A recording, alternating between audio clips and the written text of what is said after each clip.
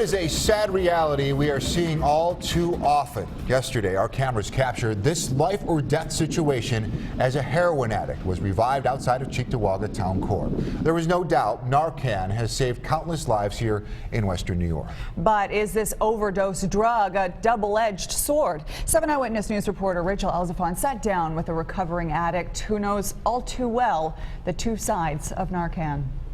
My life was a really dark place when I was using heroin.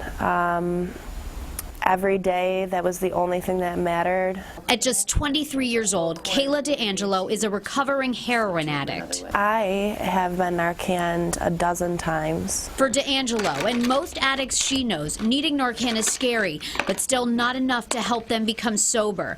However, for some, DeAngelo knows the availability of Narcan becomes a double-edged sword. That would be some sort of safety net to be able to revive them if they were to overdose. That's something Cheektowaga police have noticed too. The department is on track to respond to 13 times the number of heroin overdoses as 2 years ago. More and more cases where we go to a home or a vehicle where somebody's overdosed and there's a Narcan kit in there.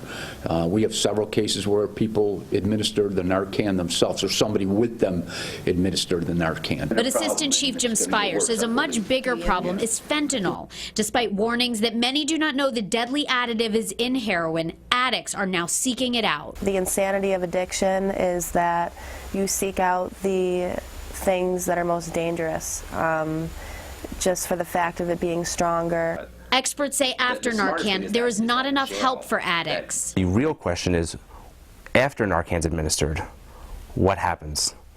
Is treatment introduced? Does a person just go back out and use?